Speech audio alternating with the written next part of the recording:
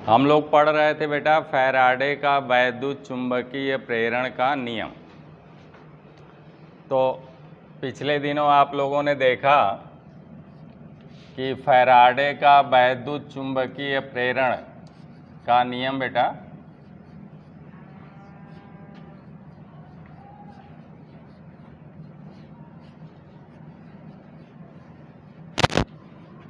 चुंबकीय प्रेरण का नियम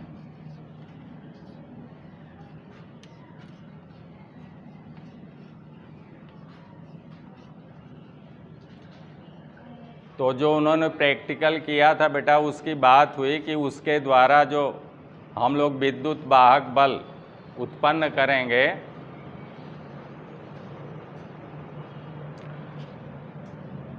उसके लिए उन्होंने जो प्रैक्टिकल किया था बेटा वो देखिए एक कॉइल लिया था उन्होंने तार का और इसमें गैल्वेनोमीटर लगाया था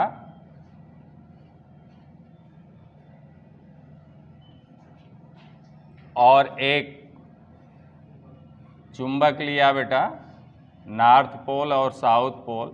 नॉर्थ पोल से जो चुंबकीय फ्लक्स निकल रही हैं इनमें डी फाई कराने के लिए चुंबक को गति कराना शुरू किया, यानी कुंडली के पास ले आना बेटा और दूर। जब गति कराएंगे तभी जो है इसमें फ्लक्स परिवर्तन होगा, जो चुंबकीय बल रेखाएं घुस रही हैं उनमें परिवर्तन होगा।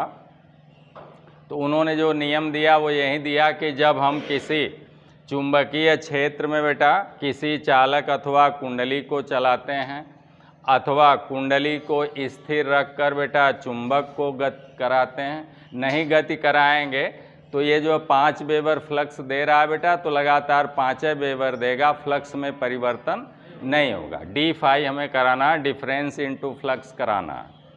तो वो दोनों अथवा दोनों में सापेक्ष गति होनी चाहिए, तब जो है प्रेरित विद्युत वाहक बल उत्पन्न होगा।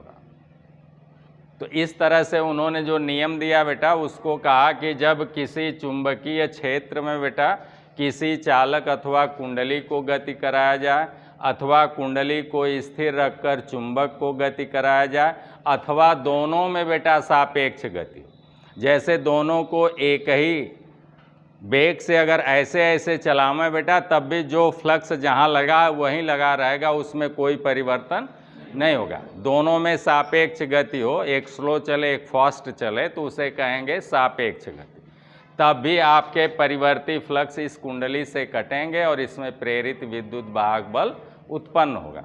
तो उन्होंने कहा या तो फिर बेटा सापेक्ष गति होना चाहिए, तब कुंडली चुंबक से निकलने वाले चुंबकीय फ्लक्सों को काटती है जिससे कुंडली में एक प्रेरित विद्युत वाहक बल उत्पन्न होता है और उससे एक प्रेरित धारा बहने लगती है। अब ये तो पहला पार्ट में उन्होंने दिया, दूसरे पार्ट में उन्होंने बताया कि ये जो प्रेरित विद्युत वाहक बल उत्पन्न होगा बेटा उसे हम जो है निम्न सूत्र से ज्ञात करेंगे। तो उसके लिए उन्होंने सूत्र दिया कि प्रेरित विद्युत वाहक बेटा बल, जिसे हम लोग शॉर्ट में EMF कहते हैं और कैपिटल E से डिनोट कर रहे हैं बेटा। तो E बराबर उन्होंने दिया कि N गुणे डी फाई बटे dt बेटा, इतना वेबर प्रति सेकेंड, यानी वेबर प्रति फाई फ्लक्स को बेटा वेबर में मापते हैं, वेबर में, और समय को सेकेंड में, तो वेबर बटे सेकेंड बराबर वोल्ट हो गया। बाद में लेंज साहब ने जो है कहा कि ये प्रेरित विद्युत वाहक बल जिससे उत्पन्न होता है उसी का विरोध करता है, अतः इसका स्वरूप जो है ऋणात्मक है। अतः फैराडे के इस विद्युत वाहक बल के सूत्र में बेटा माइनस चिन्ह लगना चाहिए, निगेटिव चिन्ह लगना चाहिए, ऋणात्मक। तब से हम लोगों ने पढ़ना शुरू किया कि प्रेरित विद्युत वाहक बल E बराबर -N डी फाई बटे dt वोल्ट होता है बेटा, या वेबर प्रति सेकेंड होता है। अब जो है बेटा इसकी निर्भरता क्या है, तो ये आज अभी आपने पॉइंट देखा कि इसकी जो पहली निर्भरता आप कहेंगे कि यदि कुंडली में फेरों की संख्या N क्या है, कुंडली में टर्नों की संख्या, टर्नों की संख्या है बेटा। तो अगर बेटा यहाँ पर जैसे आपको 2 टर्न दिख रहा है, जैसे ये 2 टर्न केवल दिख रहा है, लेकिन अगर एक टर्न में बेटा 1 बोल्ट बन रहा है, दूसरके में भी 1 बोल्ट बन रहा है, तो कुल मिला के 2 बोल्ट हो गया। ऐसे ही 3 कुंडली रहेगी तो 3 बोल्ट हो जाए, यानी 3 टर्न रहेंगे। तो ऐसे ही बेटा अगर n टर्न रहेंगे तो फिर n गुना बोल्ट बनेगा, यानी विद्युत वाहक बल बनेगा। तो इस तरह से आपको एक पॉइंट लिखाई गई कि कुंडली में टर्नों की संख्या बढ़ा दें तो भी हमारा वोल्टेज बढ़ जाता है। वोल्टेज बढ़ जाएगा बेटा तो धारा बढ़ जाएगी। ठीक। दूसरा उन्होंने कहा कि प्रबल चुंबक ले लें। ये चुंबक बहुत तगड़ा ले लें तो इससे जो फ्लक्स निकलेगा बेटा वो और ज़्यादा निकलेगा। तो वो फ्लक्स जब ज़्यादा निकलेगा, जितने ज़्यादा फ्लक्स का मान होगा उतने ज़्यादा हमारा प्रेरित विद्युत वाहक बल होगा, और जितने ज़्यादा वोल्टेज होगा V समान अनुपात I होगा, उसी अनुपात में हमारी प्रबल धारा I भी बहेगी। ये बात आप अभी पॉइंट लिखें। अगला पॉइंट बेटा आपने लिखा कि यदि इस कुंडली में बेटा नर्म लोहे की छड़ डाल दिया जाए, नर्म लोहे की छड़ डाल दिया जाए, तो नर्म लोहे की बात इसलिए किया जाता है बेटा क्योंकि वो जैसे ही धारा के संपर्क में आता तुरंत चुंबक बनता है। और इस्पात वगैरह जो है बेटा वो थोड़ा टाइम लेते हैं, 10 घंटा 12 घंटा 24 घंटे का समय लेते हैं, तब उनमें चुंबकीय गुण पैदा होता है। लेकिन वो चुंबकीय गुण बन जाएगा बेटा तो फिर जल्दी नष्ट नहीं होगा, तो वह उसके हम लोग परमानेंट चुंबक बनाते हैं, स्थायी चुंबक बनाते हैं। लेकिन जहाँ पर इलेक्ट्रोमैग्नेट बनाना होता है, यानी वैद्युत चुंबक बनाना होता है, वहाँ पर हम लोग नरम लोहे की क्रोड लेते हैं, उस पर कॉइल लपेट कर बेटा, और उसमें धारा कॉइल में डालेंगे, खड्ड चुंबक बनेगा, धारा बंद कर देंगे, इसका चुंबकीय गुण भी समाप्त हो जाएगा। ऐसे चुंबक को हम लोग अस्थायी चुंबक कहते हैं, अथवा वैद्युत चुंबक कहते हैं, अथवा इलेक्ट्रोमैग्नेट कहते हैं।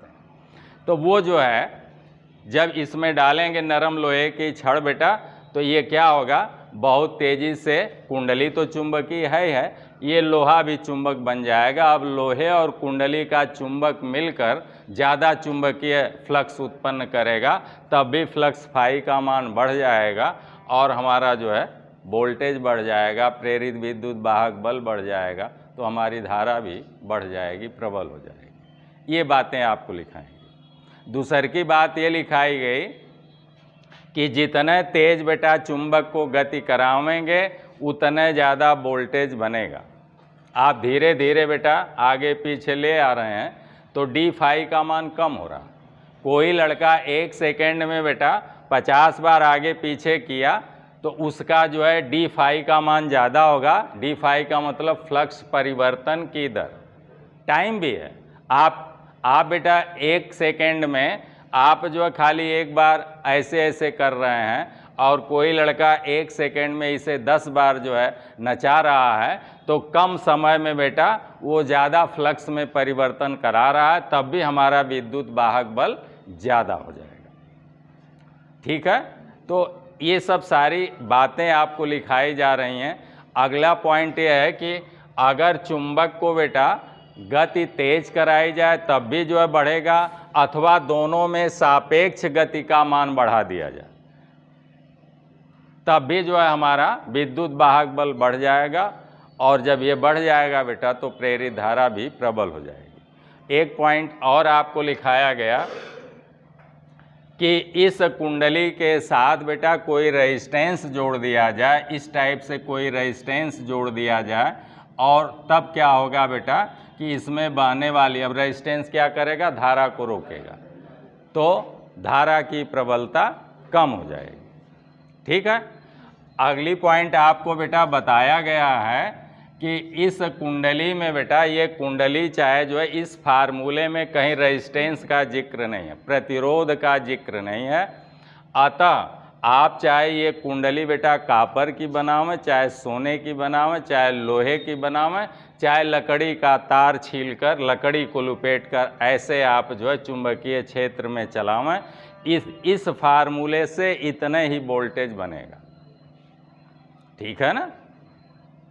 बस ये है कि वो वोल्टेज जो है लकड़ी में धारा का प्रवाह नहीं करा पाएगा, लेकिन बेटा सोने, चांदी, कॉपर, एल्युमिनियम के कुंडली में वो वोल्टेज धारा का प्रवाह करा लेगा। यानी अब कहने का मतलब यह है बेटा कि प्रेरित विद्युत वाहक बल जो है वो कुंडली के प्रतिरोध पर निर्भर नहीं करता। इस फार्मूले में बेटा देखिए कहीं प्रतिरोध R का जिक्र ही नहीं है।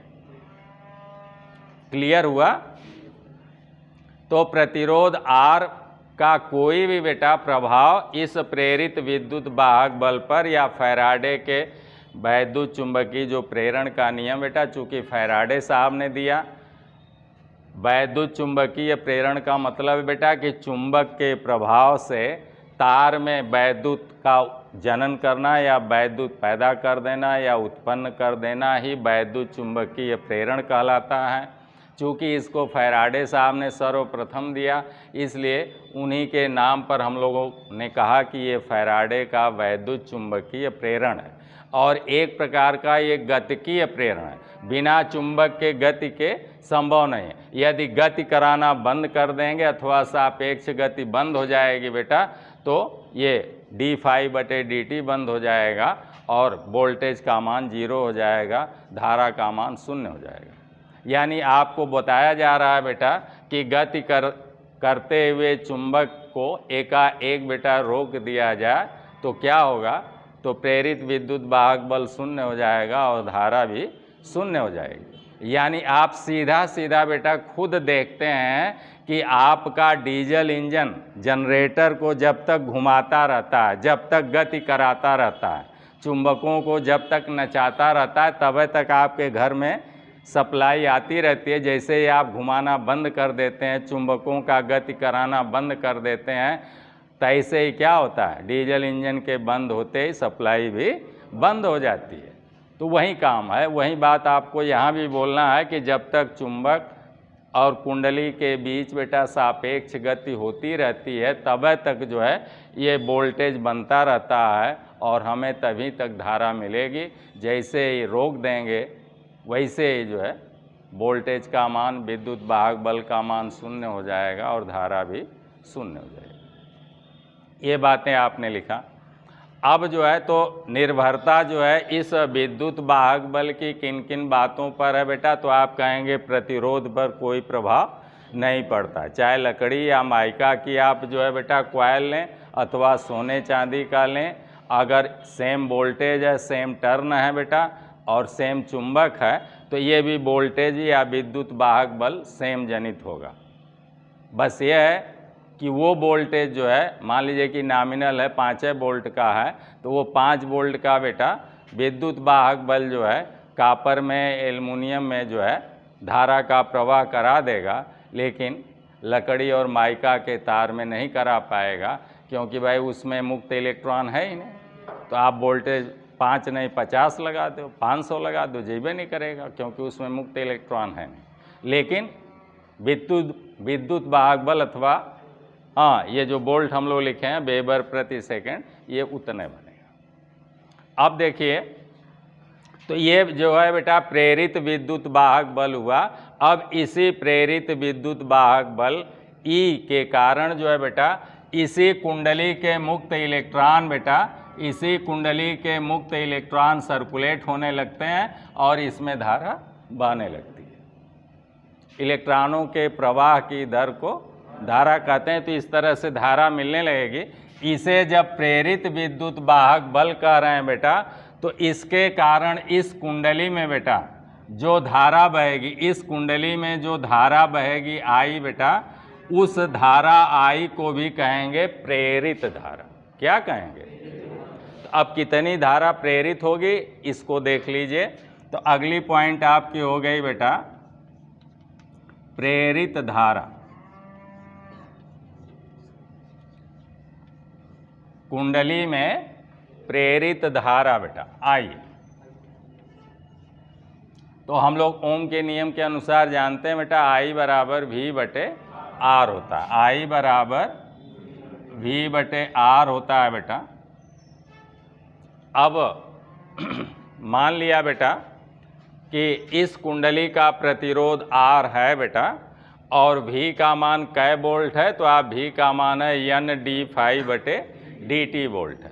तो V के जगह पर बेटा हम E का मान रखेंगे। E हमारा वोल्ट लग रहा है तो बराबर E के जगह पर रख देंगे N/d∅/dt। इतना तो बेटा V अथवा E का मान हो गया और बटे में R है तो यहीं जो है बटे में R लिख देंगे बेटा, ऐसे बोलिए भाई। तो इस तरह से बेटा आपका फार्मूला हो गया वहीं ओम के नियमानुसार N/d∅/dt बटे में R, अथवा बेटा इकट्ठे आप अलग भी करके ऐसे लिख सकते हैं अलग अलग कि N/R गुणे d∅/dt। इतना एम्पियर आया, समझ में आ गया। ये एक बेटा आपका ये भी फार्मूला हो गया प्रेरित धारा के लिए। इस तरह से प्रेरित धारा I बराबर हो जाता है N/d∅/R गुणे dt। अब आप कहेंगे कि जो इसमें बहने वाली धारा है बेटा वो कुंडली के प्रतिरोध पर निर्भर करती है। प्रेरित धारा बेटा किस पर निर्भर करती है? प्रेरित धारा कुंडली के बेटा प्रतिरोध पर निर्भर करेगी या परिपथ के प्रतिरोध पर निर्भर करती है। लेकिन आपका विद्युत वाहक बल बेटा प्रतिरोध R पर निर्भर नहीं करता। अगली पॉइंट बेटा, अगर आपसे कहे प्रेरित आवेश कितना होगा, तो अब देखिए प्रेरित आवेश बेटा, आवेश को हम लोग Q से डिनोट करते हैं। किससे डिनोट करते हैं? और Q बराबर क्या होता है? IT बेटा, वेरी गुड। तो प्रेरित आवेश Q का मान अगर ज्ञात करना है तो हम लोग लिखेंगे बेटा कि हम जानते हैं Q बराबर होता है IT बेटा, और I का मान अभी आपने लिखा कि I का मान इतना होता है, तो बराबर बेटा I के जगह पर रख दीजिए N/d∅ बटे बेटा R गुणे dt बेटा, और एक t से गुणा है तो ऊपर एक dt से या टाइम से डिफरेंस इनटू टाइम से गुणा कर दीजिए तो ये dt से dt कैंसिल हो गया। इस तरह से प्रेरित आवेश Q बराबर फार्मूला हो गया बेटा N/d∅/R बेटा।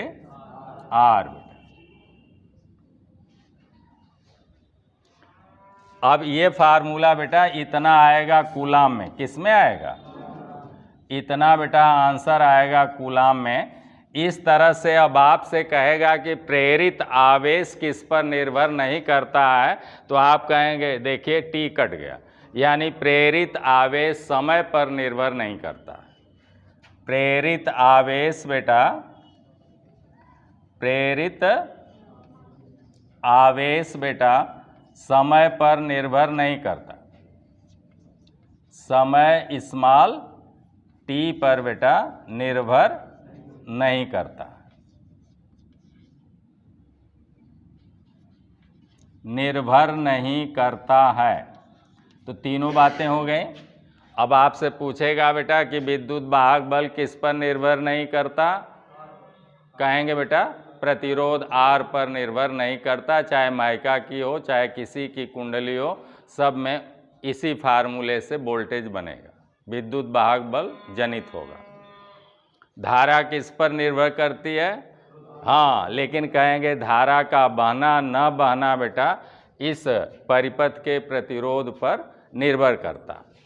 और बेटा ये प्रतिरोध पर ही बेटा आपका आवेश भी निर्भर करेगा, लेकिन समय पर निर्भर नहीं करता। इतनी बातें समझ में आ गई। अब बेटा इन्हीं प्रेरित धारा की दिशा, ये जो आप इस तरह से प्रेरित धारा निकाल रहे हैं बेटा, वो जो है प्रेरित धारा हमारा कौन देता है? ये काम कौन करता है? ये हमारा काम बेटा जनरेटर करता है। तो जितने भी दुनिया भर के जनरेटर हैं वो सभी जनरेटर इसी सिद्धांत पर काम कर रहे हैं। फैराडे के वैद्युत चुंबकीय प्रेरण के सिद्धांत पर बेटा वो काम कर रहे हैं। यही है सिद्धांत। इसी सिद्धांत को हम लोग जनरेटर के अंदर लगा देते हैं बेटा, तो हमारा जनरेटर जो है प्रेरित धारा हमें देता है, प्रेरित विद्युत वाहक बल उत्पन्न करता है। जनरेटर में इसी प्रेरित विद्युत वाहक बल को, जब इसी फार्मूले को हम लोगों ने डेवलप किया बेटा, तो यही जनरेटर के लिए E बराबर हो गया बेटा, हाँ, फाई जेड एन पी बेटा अपान 60A वोल्ट हो गया। फार्मूला यही वाला है, इसी को जो है विकसित किया गया बेटा, इस फार्मूले को, तो ये हो गया। तो ये भी एक तरह से बेटा प्रेरित विद्युत वाहक बल है। इसलिए हम लोग जनरेटर में हमेशा पढ़ते हैं EMF इक्वेशन, उसके विद्युत वाहक बल का समीकरण पढ़ते हैं, चाहे वो आपका AC जनरेटर हो चाहे DC जनरेटर, ठीक है ना। बैटरी या सेल में भी बेटा हम लोग विद्युत वाहक बल ही पढ़ते हैं कि हमारी बैटरी जो है ये 12 वोल्ट की है, ये जो है बेटा 6 वोल्ट की है, ये 24 वोल्ट की है, ठीक है ना। तो इस तरह से बेटा ये जितने भी इक्विपमेंट हैं इस टाइप के, जो कि धारा को प्रवाहित कराते हैं परिपथ में, वो अपना फर्स्ट ऑफ ऑल बेटा ये प्रेरित विद्युत वाहक बल जनित करते हैं, और धारा अपने आप जो वाइंडिंग आप किए हुए हैं जनरेटर की वाइंडिंग में बेटा, उसके मुक्त इलेक्ट्रॉन तब सर्कुलेट होने लगते हैं और हमें धारा मिलने लगती है। तो इस तरह से अब जो है आप कहेंगे बेटा कि फैराडे साहब ने जो बताया बेटा, वो जो है इसी सिद्धांत पर अब जनरेटर हमारे काम करने लगे। तो जनरेटर में आपको पिछले दिनों भी बात हुई थी बेटा कि जनरेटर में क्या होता है, एक बॉडी ले लेते हैं ढलवे लोहे की या कास्ट आयरन की बेटा, और इसमें हम लोग जो है बाइंडिंग ऐसे लगा दें बेटा, यही कॉइल जिसको अब कहेंगे बाइंडिंग, और यहाँ से बेटा तार सीधे निकाल देते हैं, ये टर्मिनल हो गया, और ये वाला जो है कुंडली देखिए ये लग गई बॉडी पर, और बीच में हम लोग बेटा धुर्रा लेते हैं, इस धुर्रे पर हम लोग चुंबक लगा देते हैं ऐसे भैया, और इधर भी ऐसे चुंबक लगा दिया बेटा। एक हो गया नॉर्थ पोल और दूसर का हो गया साउथ पोल। अब इसी धुर्रे को जब हम लोग डीजल इंजन से जोड़ देते हैं, तो डीजल इंजन का धुर्रा इस धुर्रे से बेटा कपलिंग द्वारा जुड़ गया है। अब ये इसको नचाने लगेगा, जैसे यहाँ पर चुंबक को चला रहे थे बेटा, अब वैसे ही नाचने लगेगा, और चुंबक से निकलने वाली चुंबकीय बल रेखाएं इनसे कटने लगेंगी, और इस कुंडलियों में बेटा इसी फार्मूले से N/d∅/dt से वोल्टेज बनने लगता है, विद्युत वाहक बल बनने लगता है, और यहाँ पर हमें जो है बेटा धारा मिलने लगती है, और यहाँ पर जो मिलता है उसे हम लोग कैपिटल V कहते हैं। अंदर जो यहाँ उत्पन्न होता है उसे हम लोग जो है E कहते हैं। E का मान ज़्यादा होता है, प्रेरित विद्युत वाहक बल E का मान ज़्यादा होता है। कुंडली का प्रतिरोध बेटा V बराबर IR से थोड़ा खा जाता है, थोड़ा ड्रॉप कर देता है, इस तरह से E थोड़ा कम हो जाता है, और घटने के बाद जितना यहाँ हमें मिलता है उसे हम कहते हैं टर्मिनल वोल्टेज V। तो इस तरह से चूंकि इसी सिद्धांत पर बेटा सारे जनरेटर हमारे काम कर रहे हैं, ये आपका जनरेटर काम कर रहा है, ये जनरेटर बेटा काम कर रहा है। ये जनरेटर चाहे AC हो चाहे DC हो, और एक तरह से ट्रांसफार्मर भी बेटा प्रेरण के ही सिद्धांत पर काम कर रहा है, लेकिन वो गतिकीय प्रेरण नहीं, लेकिन प्रेरण की घटना उसमें भी है।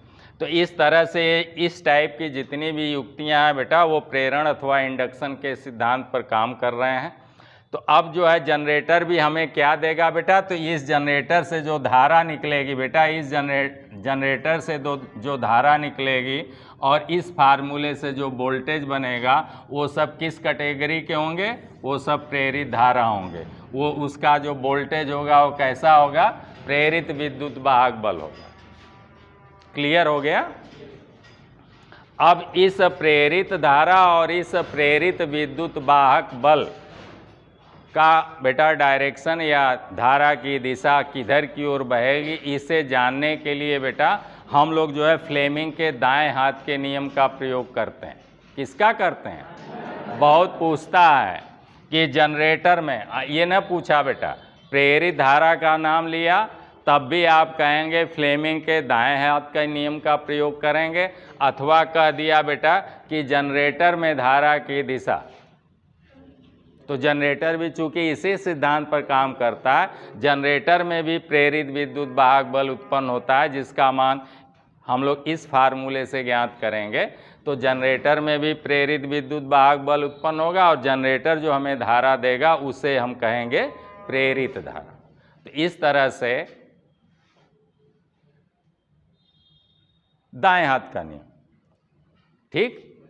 तो चाहे बेटा दोनों बातों में से कुछ भी पूछे कि भाई प्रेरित धारा के लिए हम लोग डायरेक्शन जानने के लिए या उसके प्रवाह की दिशा को जानने के लिए किस रूल का प्रयोग करते हैं, तो आप कहेंगे फ्लेमिंग के दाएं हाथ के नियम। जबकि वास्तविक धाराओं के लिए बेटा अथवा मोटर में फ्लेमिंग के बाएं हाथ का नियम लगता है भैया विपिन जी। अब जो है दाएं हाथ का नियम क्या है बेटा, राइट हैंड रूल क्या है, कहता क्या है बेटा, ध्यान से सुन लें, धारा की दिशा को ये बताएगा। कह रहा है बेटा कि यदि अंगूठा बेटा और उसके पास की दोनों उंगलियों को, फिर सुनिए, दाएं हाथ के अंगूठा और उसके पास की दोनों उंगलियों को इस प्रकार फैलाएं कि प्रत्येक एक दूसरे से लंबवत हो जाए या 90 अंश पर हो जाए, जैसा इस समय मैंने बनाया है। अब इसे बेटा हम लोग जो है कहेंगे अंग्रेजी में 4 फिंगर। इसे क्या कहेंगे? 4 फिंगर। एफ से 4, एफ से फील्ड की दिशा। किसकी दिशा? हाँ, चुंबकीय क्षेत्र की दिशा। और इसे बेटा हम लोग मध्यमा उंगली कहते हैं, तो इसे अब मध्यमा न कह के बेटा सेंटर फिंगर कहें। सी से सेंटर, सी से करंट, तो ये करंट की दिशा को व्यक्त करेगा। और अंगूठा बेटा चालक के गति की दिशा को अथवा बल को व्यक्त करता है हमेशा। तो मोटर रहेगा तो बल बताता है और यहाँ पर गति बताएगा। क्लियर हो गया? इसे बेटा आपको 4 फिंगर याद करना है। 4 फिंगर्स, एफ से 4 भी हुआ, एफ से फील्ड हो जाएगा।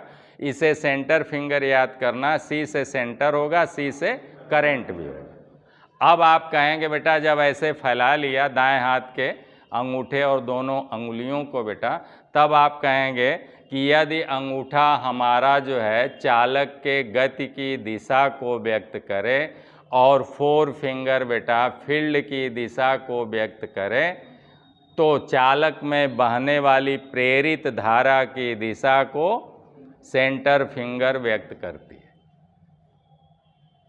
ठीक है ना? देखिए बेटा, क्योंकि आप लोग जो है पढ़े हैं कि अगर बेटा किसी, अभी तो ये कुंडली आप चला रहे थे, आपने ये पढ़ा बेटा कि अगर नॉर्थ पोल बेटा और साउथ पोल ये ले लिया जाए ऐसे भैया, और ये चुंबकीय आपका क्षेत्र हो गया, ये आपका क्या हो गया? चुंबकीय क्षेत्र बी हो गया, बी का डायरेक्शन हो गया। इसमें कोई बेटा यल मीटर लंबा तार जो है, यल मीटर लंबा तार जिसकी लंबाई बेटा यल मीटर है, और ये चुंबकीय क्षेत्र बी की दिशा से थीटा अंश के कोण पर ऐसे बेटा गति कर रहा है, भी मीटर प्रति सेकेंड से गति कर रहा है। तो ये भी देखिए अब चुंबकीय क्षेत्र बी को काट रहा है बेटा। अब इस चालक में भी प्रेरित विद्युत वाहक बल उत्पन्न हो जाएगा, और ये भी जो है बिना गति के उत्पन्न नहीं होगा। तो इसके लिए आपने पढ़ा कि प्रेरित विद्युत वाहक बल E का मान कितना होगा बेटा? तो E का मान B गुणे यल गुणे इधर की ओर घटक जो लेंगे बेटा वो ऊर्ध्वाधर वाले घटक का मान हो जाता है V साइन थीटा, और इधर वाले का हो जाता है V cos थीटा बेटा। कास इज पास। कल बात हुई थी कि जिस भुजा के पास थीटा कोण होगा बेटा उसका मान कास में रहेगा, और जिसके पास नहीं रहेगा थीटा उसका मान साइन में रहेगा। तो इस तरह से वेग v का सदिश राशि है, 2 घटक हो जाएंगे। क्षैतिज घटक v cos थीटा हो गया बेटा, और ऊर्ध्वाधर घटक v साइन थीटा हो गया। तो ऊर्ध्वाधर वाला ही जब ऐसे चालक जाएगा बेटा तो देखिए ना पूरी बल रेखाओं को, सभी चुंबकीय बल रेखाओं को काटेगा, तो E का मान उसमें अधिकतम होगा, यानी अधिकतम वोल्टेज बनेगा, अधिकतम प्रेरित विद्युत वाहक बल बनेगा बेटा। तो इस तरह से यही जो है, अभी इसका मान बेटा प्रेरित विद्युत वाहक बल का मान अगर यहाँ से हम लोग ज्ञात करते हैं बेटा, तो इसका इन तीनों का गुणा कर देते हैं। तो इस तरह से प्रेरित विद्युत वाहक बल E बराबर हो गया बेटा B गुणे बेटा L गुणे V साइन थीटा। क्या हो गया? V साइन थीटा बेटा। अब इसकी क्या क्या कंडीशन है बेटा, वो आपको बताया गया कि जब थीटा का मान बेटा 90 अंश हो तो साइन 90 का मान सर्वाधिक 1 होता है, तब उस समय अधिकतम विद्युत वाहक बल उत्पन्न होगा। इतना वोल्ट में आएगा बेटा। किस में आएगा आंसर? वोल्ट में आएगा। इतना विद्युत वाहक बल सर्वाधिक बनेगा। इसके अलावा आपको बताया गया बेटा कि थीटा का मान कम करते जाएं बेटा, 30 अंश कर दें तो साइन 30 का मान 1/2 हो जाता है, तब यही वोल्टेज में 1/2 से गुणा हो जाएगा, यानी 2 से भाग हो जाएगा, तो पहले वाले का आधा हो जाएगा विद्युत वाहक बल वोल्टेज। और अगर बेटा यही 30 अंश अभी आपने किया था, इसी तार को बेटा अब ऐसे अभी गति करा रहे थे, माने जब ऐसे गति कराएंगे तो मैक्सिमम विद्युत वाहक बल, ऐसे करते जाएंगे तो थोड़ा कम हुआ, फिर ऐसे किया तो थोड़ा और कम हुआ, और अगर ऐसे चला दिया तो कोई भी बल रेखा नहीं कटेगी, कोई चुंबकीय बल रेखा नहीं कटेगी और कोई विद्युत वाहक बल नहीं बनेगा। चाहे ऐसे चलाइए चालक को और चाहे उल्टे ऐसे। तो प्रश्न ये पूछता है बेटा कि यदि L मीटर लंबे चालक को चुंबकीय क्षेत्र की दिशा में गति करावें अथवा चुंबकीय क्षेत्र के विपरीत दिशा में गति करावें, अथवा बेटा सीधे बोल देता है कि चालक को चुंबकीय क्षेत्र के समांतर पैरेलल गति करावें, तो जब यही है पैरेलल समांतर, तो देखिए एक भी फ्लक्स नहीं कटेगा, एक भी चुंबकीय बल रेखा नहीं कटेगी, और सूत्र भी हमारा बता रहा है कि तब हो जाएगा बेटा कोई कोण नहीं बना, कोई कोण नहीं बन रहा। जब दो रेखाएं एक दूसरे को काटती हैं तब एंगल बनता है, तो कोई कोण नहीं बनेगा बेटा। तो यहाँ पर हो जाएगा साइन थीटा का मान हो जाएगा साइन 0, और साइन 0 का मान हो जाता है 0। 0 से गुणा करेंगे सब 0 हो जाएगा, यानी प्रेरित विद्युत वाहक बल नहीं बनेगा, अथवा प्रेरित विद्युत वाहक बल का मान 0 है। 0 का मतलब बनेगा नहीं। क्लियर हो गया? अगली पॉइंट ये भी देख लीजिए बेटा, V जो है अगर नहीं होगा, यानी हमारा चालक जब तक गति करता रहेगा तब तक वोल्टेज बनता रहेगा। चालक की गति V का मान आप 0 कर देंगे, 0 से गुणा करेंगे सब 0 हो जाएगा, यानी खाली बेटा चुंबकीय क्षेत्र, ये चुंबक बन गया, नॉर्थ और साउथ के बीच का जो एरिया बेटा वो मैग्नेटिक फील्ड वाली एरिया है, चुंबकीय क्षेत्र B वाली एरिया है, और इसी के बीच में अगर आपने चालक ऐसे चाहे ऐसे रख दिया तब भी कोई विद्युत वाहक बल नहीं बनेगा।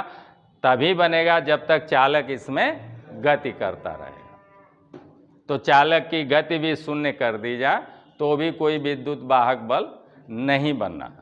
तो यही बातें आपको बताई जा रही हैं बेटा कि ये क्या करेगा बेटा, अंगूठा जो है चालक के गति की दिशा को, ये जो गति कर रहा है V मीटर, यही V वाला गति है, ये अंगूठा जो है गति को व्यक्त करेगा, और ये वाली उंगली बेटा जो है चुंबकीय क्षेत्र B की दिशा को, ये किसकी दिशा को व्यक्त कर रही है? हाँ, B की दिशा को। तो चालक में बहने वाली धारा की दिशा हमारी सेंटर फिंगर व्यक्त करती है। चालक में बहने वाली प्रेरित धारा की दिशा को कौन व्यक्त करता है? सेंटर फिंगर व्यक्त करती है। तो चलिए, और कोई आपका क्वेश्चन हो तो देखिए, नहीं तो ये वीडियो यहीं समाप्त किया जाता है, और फिर अगले वीडियो में मिलते हैं। तब तक के लिए आप लोगों को ढेर सारी मंगलमय शुभकामनाएं। धन्यवाद।